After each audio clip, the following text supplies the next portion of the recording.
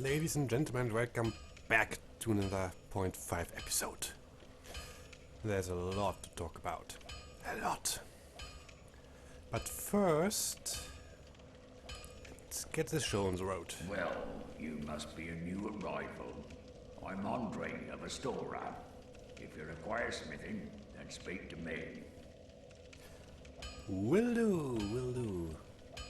But most important, gesture. Hooray! Now, do I have? Yes, I have one shard. I want to improve that. Bum. A little bit more titanite, please. Thank you very much.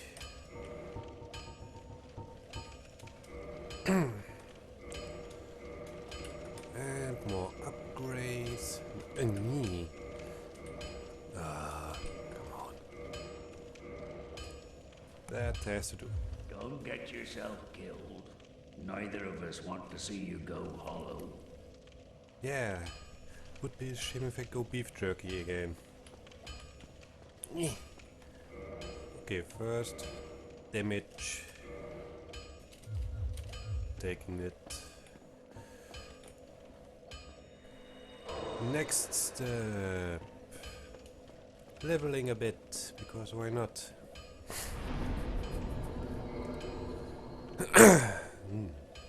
Throat. Let's do endurance. So, 0.5 episodes. Basically me farming and talking. I even made notes today. I made some homework. Because, as I said, there's a lot to talk about. We talk about Andre later. Right now, he's just an asset. You. Damage. I love it. So, what to talk about first? How I get stabbed in the gut. And me stabbing someone in the gut.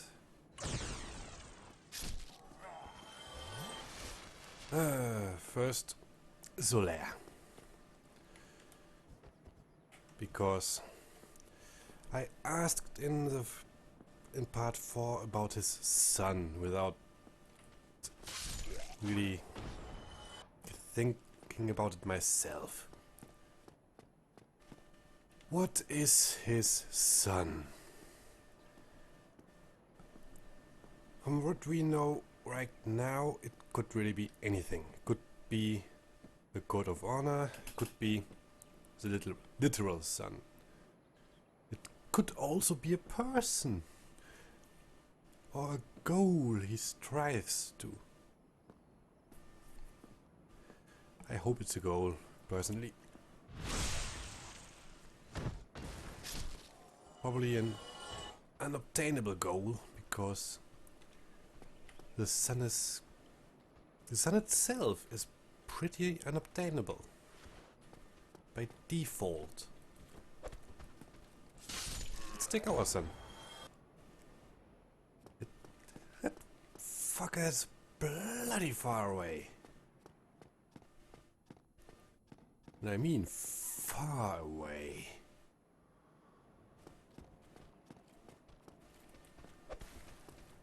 And even if we can't go near it, what do?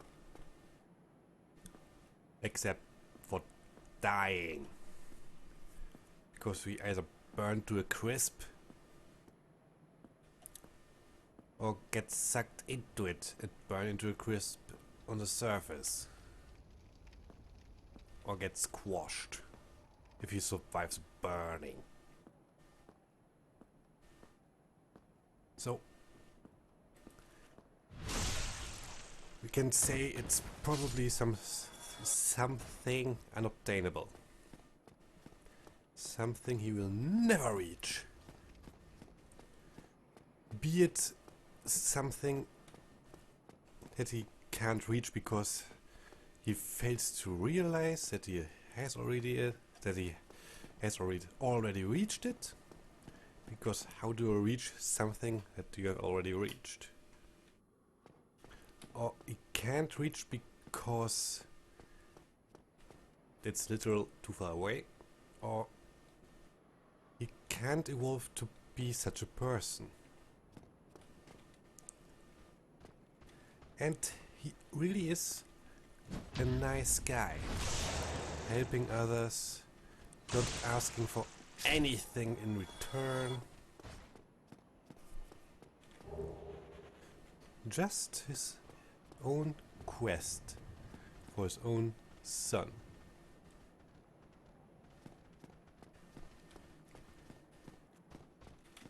And the worst part is, we will never be able to help him. Oops. Ooh. Yeah. Shouldn't have done that. Painful. That is really, really painful. Oh, beef jerky. Oh god. Oh, nein. Nein. No. Half an episode not in beef jerky mode was pretty pleasing for the eye. I don't want to give it back. Never! Yeah. No!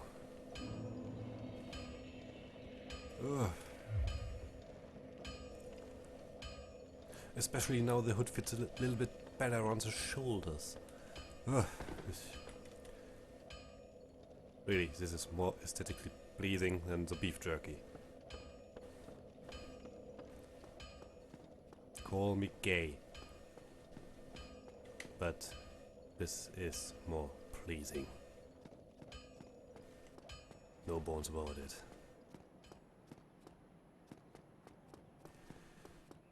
But back to Solaire.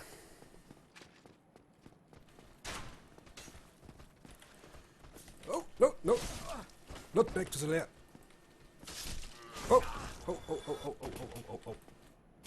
No.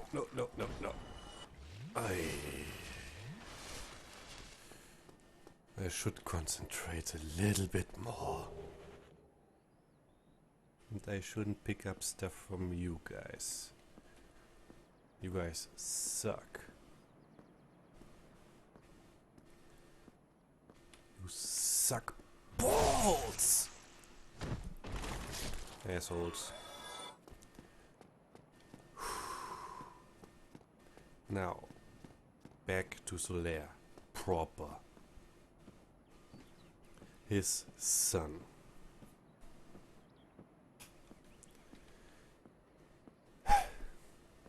What else can I talk about it now?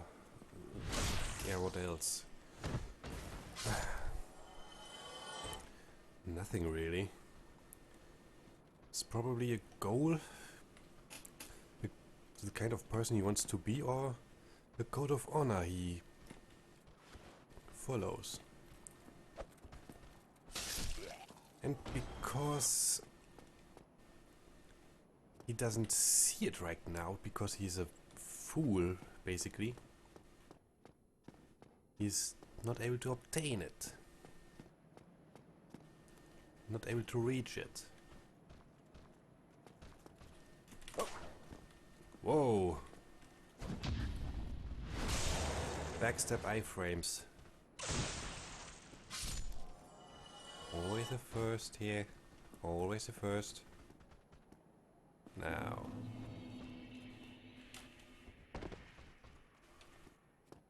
You motherfucker. I have revenge. Come here. Hello? There you are.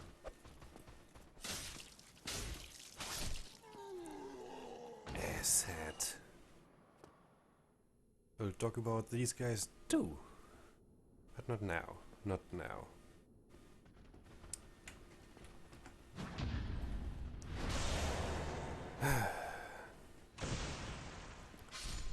I think I will give Soleil a little rest right now. I don't have enough information right now about him. So, onwards. The second point on my agenda. How I think this whole game is structured in terms of storytelling. Not really storytelling, in story. Narrative structure. And I will mainly talk about main game. Yeah. Oop. You. No. Open up. Thank you.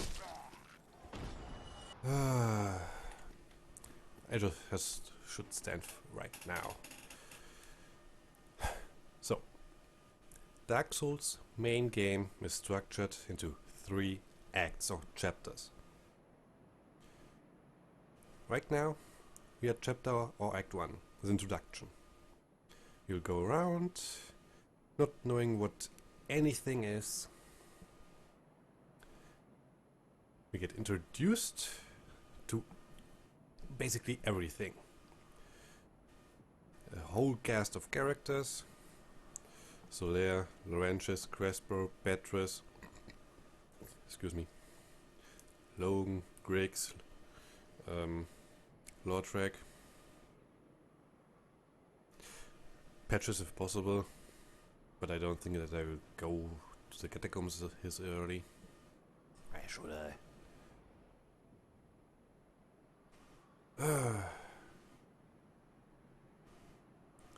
Who else? Quilana if possible. The Fair Lady. Gwyn, Nito, Witch of Izalith. Pick me through the intro cinematic. Seath too. Basically, we are in the state where we are finding out about the world.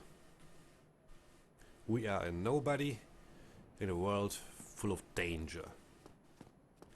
And this act basically ends once we talk to Fremd. Not once we have rang the second bell of awakening, but once we have talked to Fremd. The ringing of the second bell is basically the beginning of the transition, because what else happens there? Except you can straight go for sense. Or dig around in the forest or catacombs. Or dig around a bit in New Londo or the Valley of Drakes. From a narrative standpoint, nothing happens until you talk to Fremd or climb Sen's Fortress. So, after you have talked to Fremd, we are basically in Act 2, which I will just call the climax. And I will elaborate on it in a little bit. So, wasn't quick enough. Or he was too quick. Probably wasn't quick enough. So, Act 2. Basically, just Sen's Fortress and Anor Londo. We can put New Londo into it too, if we want to know Kath. But as I said, we are in the climax there. We basically get to know everything. We know basically everything at that point. Mostly the decision then is made. The most epic moment was seen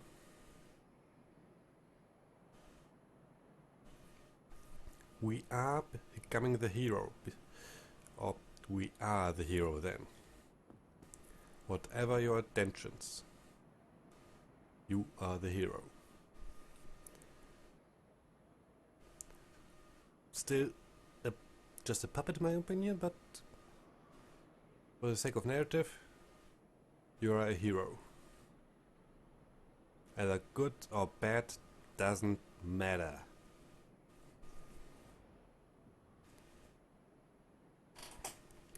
You get the Lord Vessel. Talk to Fremd or Kath. And getting the last task. How this last task sounds depends. But either way, once we get this last task, we are basically in the last act, which I will call catastrophe. And that is basically very easy. If we talk to Fremd or Kath, we are basically tasked with destroying the world, either way. Either Age of Dark or rekindling the first flame. Either way, we bring destruction to this very world and shape it anew.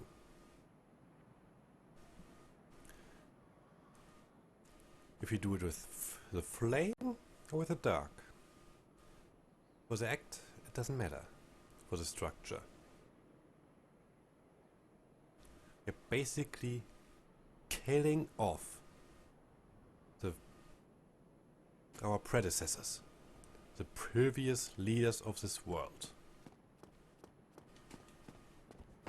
So we reign about this world, unchallenged.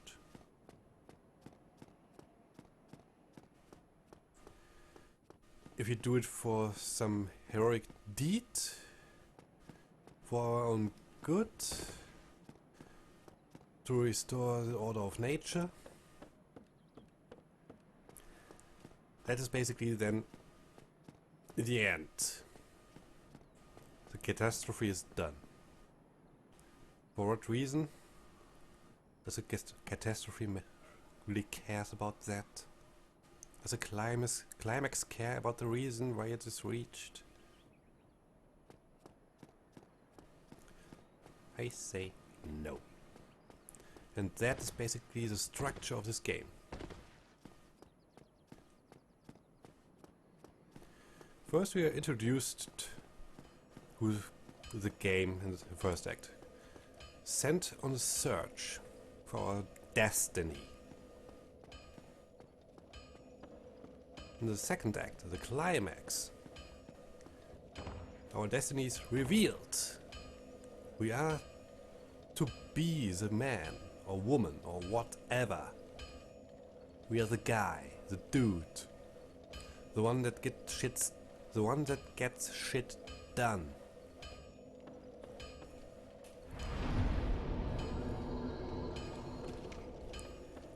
And in the third act, we get the shit done.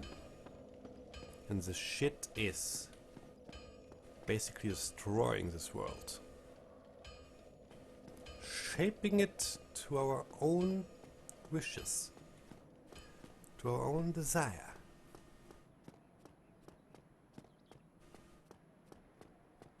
If we desire the flame, we shape it like that. If we desire the dark, we shape it like that too. And that is basically the only time we truly stand in the center. Where we truly take center stage, even as a puppet. And we are.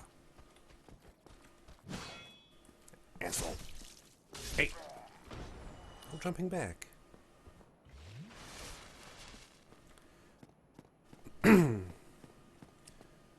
That we are the man, the guy, the ruler, the king or queen, the god.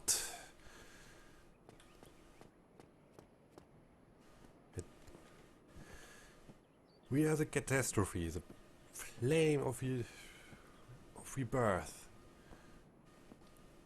or whatever you wish to be.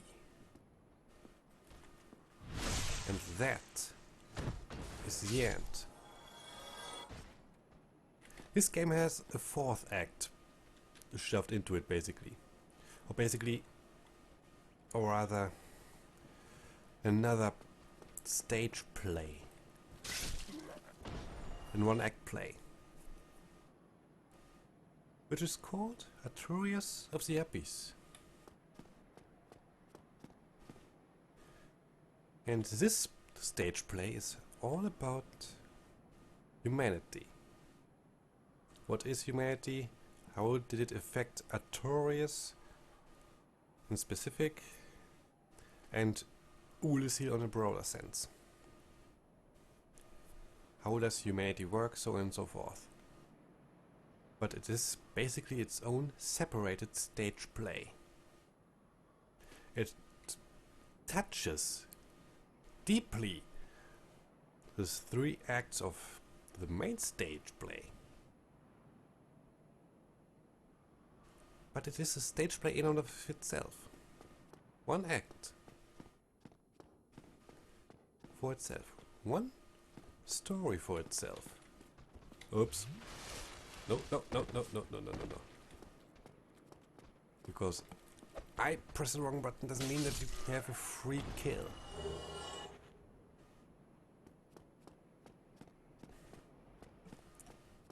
And yeah, this basically concludes my understanding of the structure of this game. 3 acts plus 1. It's pretty nice structured if you think about it.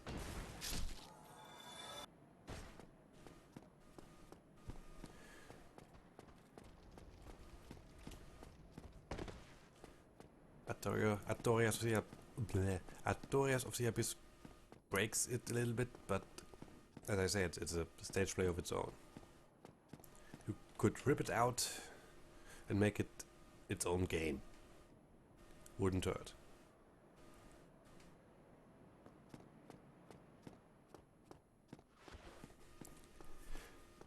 It's good to have it, but it wouldn't hurt if it would be its own game. Now, point 3. You guys! And I want some of your equipment, please! Just give it to me already! Die already! Do you? No. Why should you? Right? You. Helm. Harnisch. Handschuhe, Stiefel, Schild oder Schwert. I don't care. You apparently do. You shut up there. I want to talk about Baldur. Hey. No parry. Really? Seriously? These guys are getting annoying. Anyway, the Baldur Acts. I just say the naming convention is pretty straightforward. Baldur or Baldur. I guess Baldur is a little bit more recognizable just because Baldur's Gate. So, before I talk about that, let's get away from the hammering. I want more swords, and I really want at least some of the equipment, for crying out loud. Give it to me. It can't be that difficult.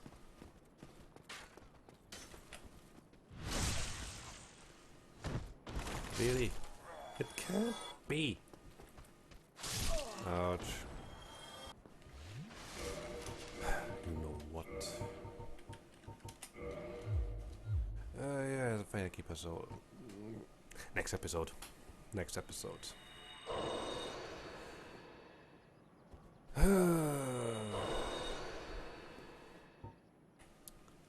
Okay. I will kill you, then I will stand around again. Because why not?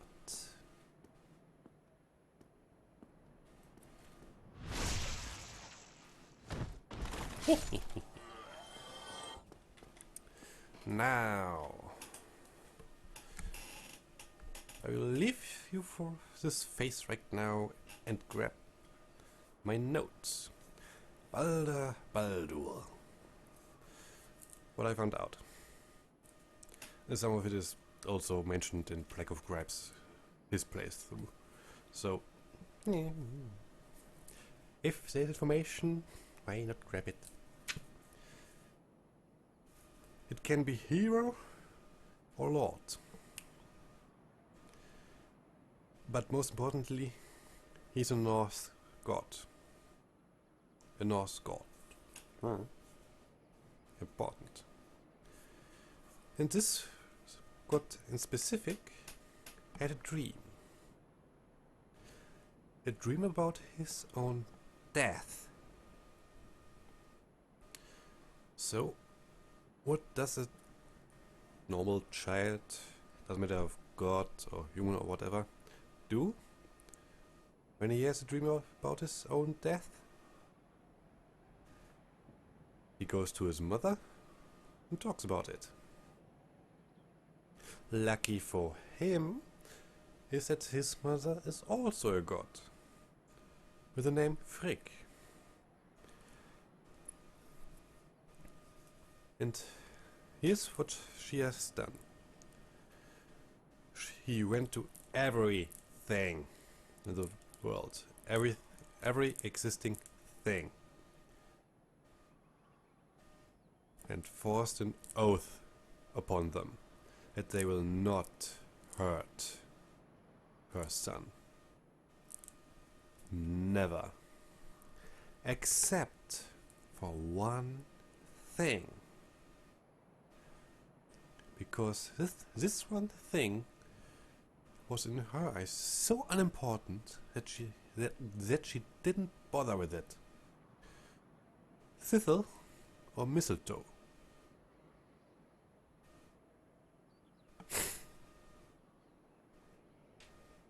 And so was Baldur made basically invincible to almost everything. And the gods in Asgard had thought of a game. He basically threw everything they had at him. Axes, spears, arrows, swords, tables, kegs and whatnot. Nothing could hurt him.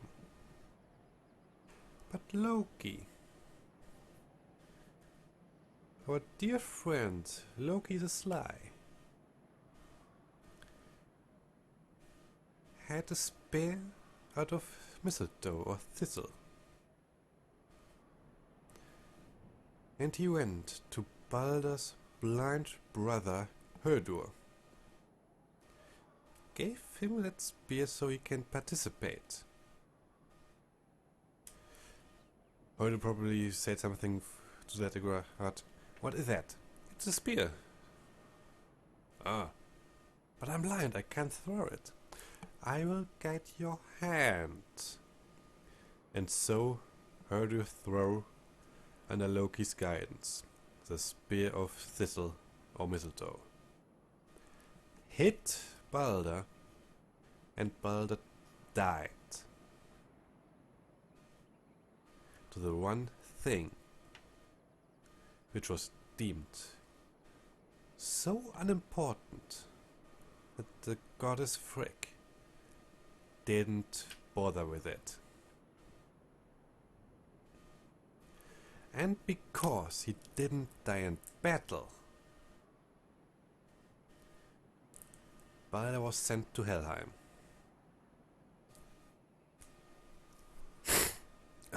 Excuse me. And then another god, Hermodr, tries to get Balder back. He literally goes to Hel, says, "Dude, we want him back. It was a mistake. It was never meant to happen."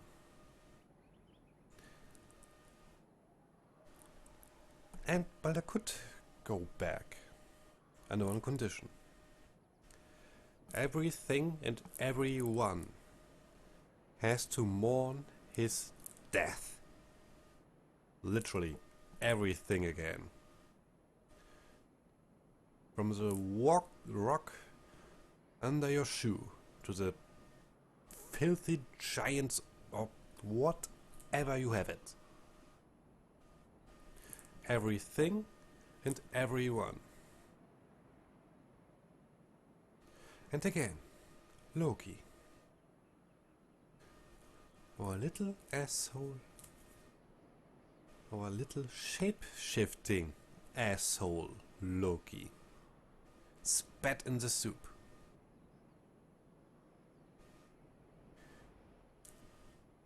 He took the form of a giant and didn't mourn. Once the heralds met him, he said basically this: "What did Balder do for me? Why should I care?" And Balder had to stay in Helheim until this condition was fulfilled, which basically meant just after Ragnarok.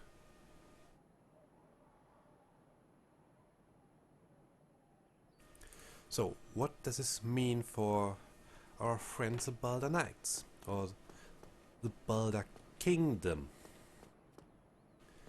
It was a great kingdom, a mate kingdom, and it fell, most horribly, to something unexpected. I wouldn't say that the scourge was unexpected,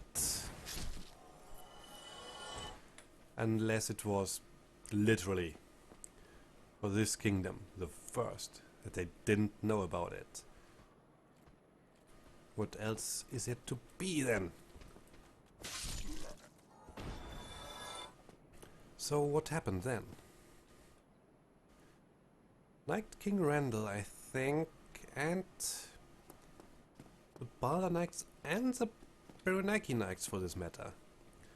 This huge guy in steel armor that I killed last episode.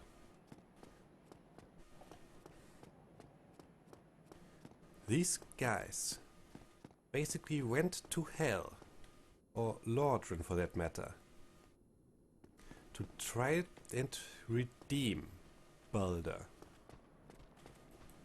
to revive him, which basically meant for them finding a cure for the undead curse. But as you can see, they didn't succeed. They fell hard to something unexpected, just like the Norse god Balder. Went basically to the resting place and couldn't return. Oh, for crying out loud! I get now loot and it's a Titanite shard. You pricks! Jerks! Fuck darts! Ah.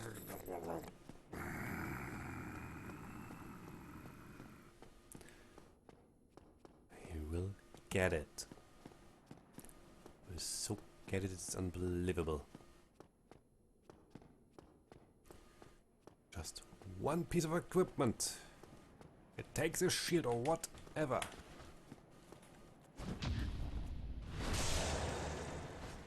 Just one equipment, please. Just one. Thank you. Finally. So, Balder leggings. Leggings worn by the knights of the ancient kingdom of Balder. Balder was a homeland of Knight King Wendel, but came to ruin after a great many undead were spawned. So, ancient kingdom. Norse mythology is pretty ancient in regards to its age, and in comparison to Christianity.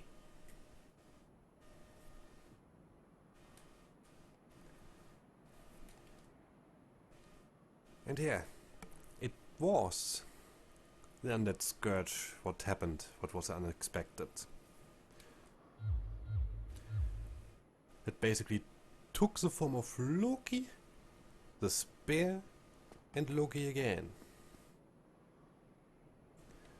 Just to bring their downfall. Well, maybe there is some light on the other end of the tunnel for them.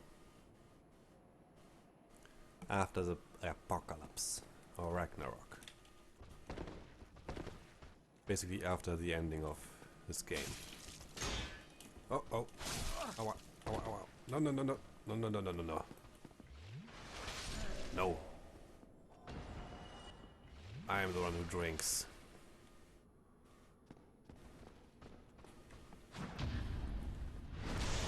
I like it that I can reliably parry those guys. Really, it's lovely. You don't even know.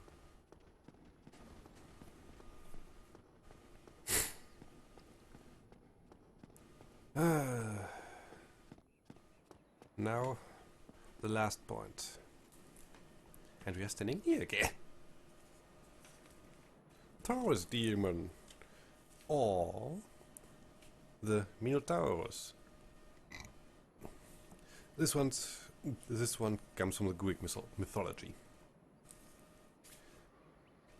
Once there was a king named Minos from the islands of Creta, son of Zeus or Zeus. Again, Zeus can't keep it in his pants. Holy motherfucker.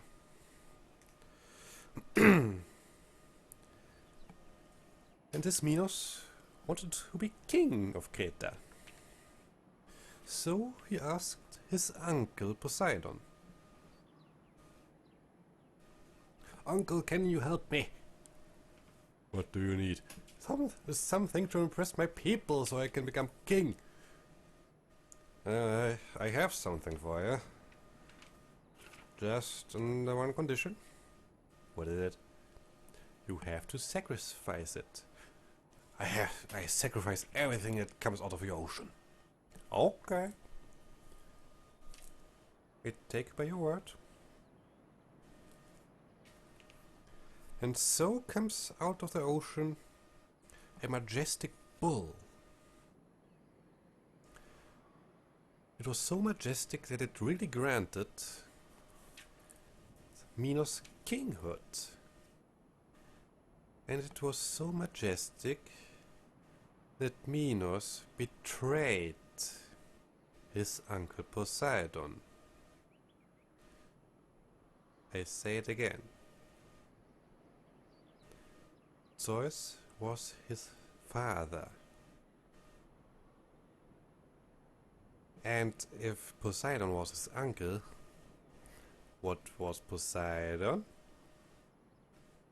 A god. You don't betray a god. It is basically not a good idea.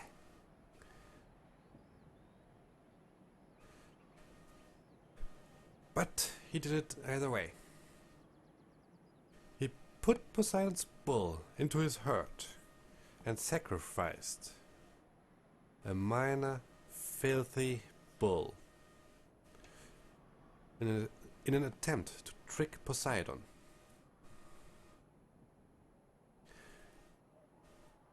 But Poseidon wasn't to be tricked. And he was angry. Really angry. So what did Poseidon do? Probably while looking at Zeus fucking something else. The squirrel or something.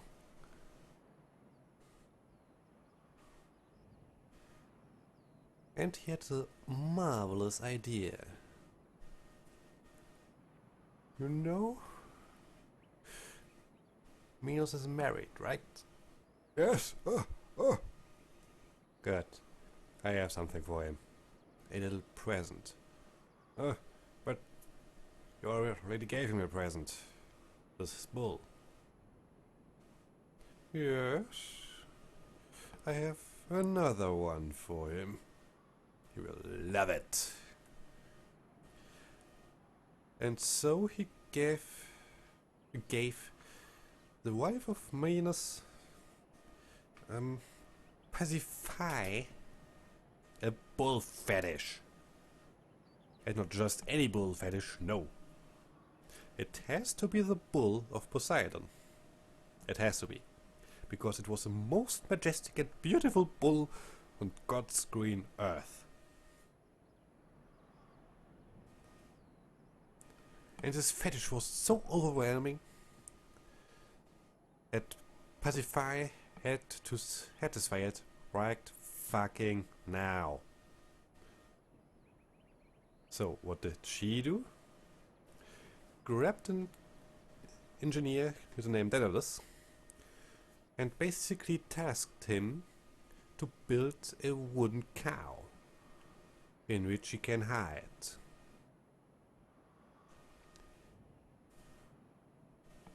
Entry first for the bull. But on such a position that the bull can stuck his spear into her nethers. And after the usual pregnancy period, our little Minotaurus came out and immediately put into a prison labyrinth, also devised by Daedalus. After one of his daughters basically pleaded to not kill her poor half-brother. Or whatever. Now this Minotaurus sits there, basically getting sacrifices. Human sacrifices. 7 boys every 9 years. What happens to the boys is basically unknown. At least for me. They can be eaten by the Minotaurus, killed by the Minotaurus, or died of dehydration or starvation, or killed each other.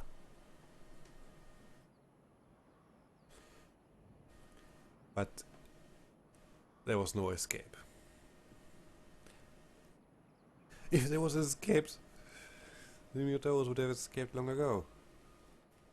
And let's assume that we are talking about the Minotaurus killing and or eating the sacrifices.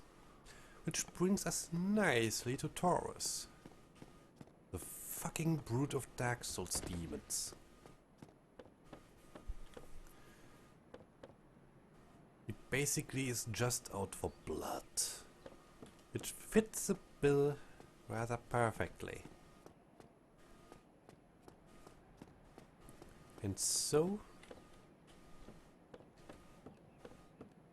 he kills, waiting or searching for his sacrifices. Just that this one doesn't have a labyrinth. He basically wanders around wherever he wants. And as we saw in the asylum, Lordran isn't a good prison. You can get out of it pretty easily, apparently. Which isn't altogether that great. You can enter it easily, you can get out of it easily. Which is, for the demons... okay, for the demons themselves, it's great. For everybody else regarding the demons... hide everybody. Because demons don't play nice. Especially Taurus. He has an axe made of demon bone, for crying out loud. He and other demons kill other demons. Just so they can make their weapons. Okay, Capra. Exception. Luckily. The Capra demons seem a bit more sensible. They do dual wield their weapons, but at least it's iron. It's cast iron, but it's iron. So at least they have mastered again the art of smithing to some degree. Props to them. And those guys have a own agenda, so yeah. Yay. More intelligent demons, maybe? It's not a good sign. Not at all.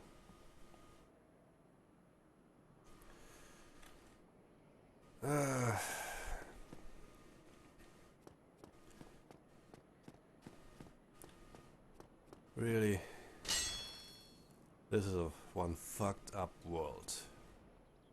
I can't wait to end this whole shenanigans, the catastrophe of this game. But until then, it's a long way. A long way full of full numbers and 0.5s, I imagine. And until then, I will say good night and sleep well.